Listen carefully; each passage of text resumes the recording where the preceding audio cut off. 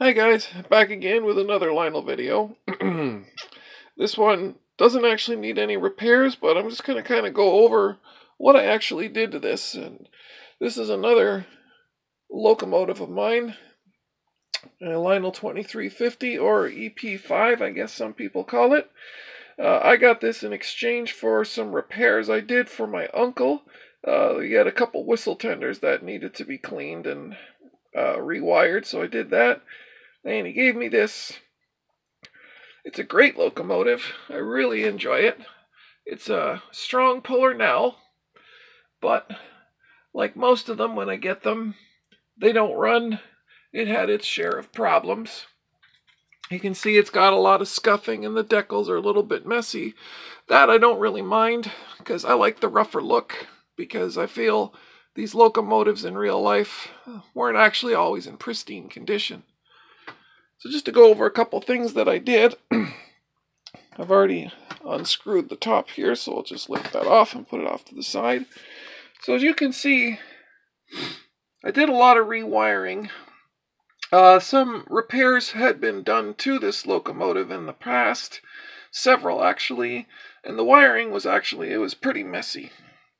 And there were some older wires that were a little more brittle, so I just went ahead and I replaced them all, resoldered everything, cleaned up the E-unit, and the horn actually didn't even work when I first got it. I actually had to take it apart, and these little tabs here, you can actually get a small flathead screwdriver underneath them and pry them up, and to take this cover off to free up the inside. However, as you can see right here, the tabs really don't take too well to being bent back, and they will break off. I think in total I lost, I don't know, 2 or 3 of them, but there's enough to hold the plate on firmly, but it definitely wouldn't survive another removal. This relay here that controls the horn was a little bit of a challenge, because these blocks here, I actually had to take these out, remove them, separate them, clean all of these terminals so I could solder these wires back onto them again, because this was a big soldering mess up on the top. And once I got all of this stuff put all back together, this locomotive ran really well and runs really strong still to this day. I think I've had it now for about 10 months or so, almost a year.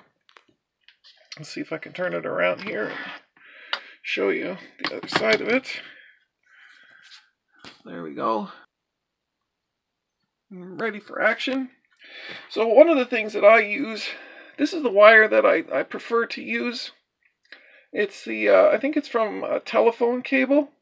And the reason I like it is because it is color-coded, and it is similar to the gauge that actually came on the locomotives in the first place.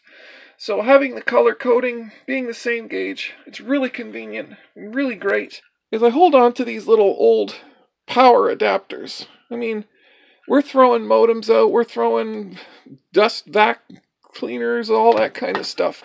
And they've all got these. And these particular wires are really good, especially when you have to have a little bit of flex to them like you do here. With this front truck moving back and forth, this wire is pliable enough to take that, and it'll last a long time.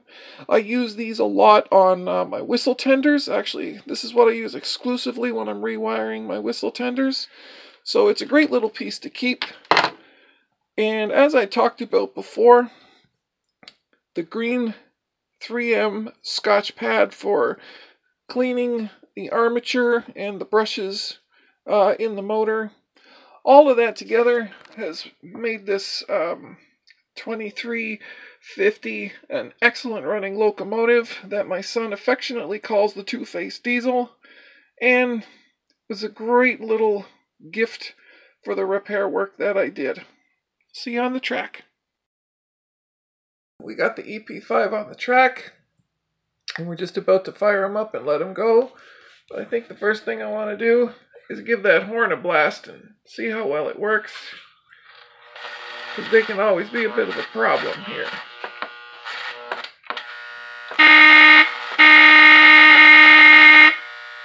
A little rough, but sounds better than it did when I got him, which wasn't at all.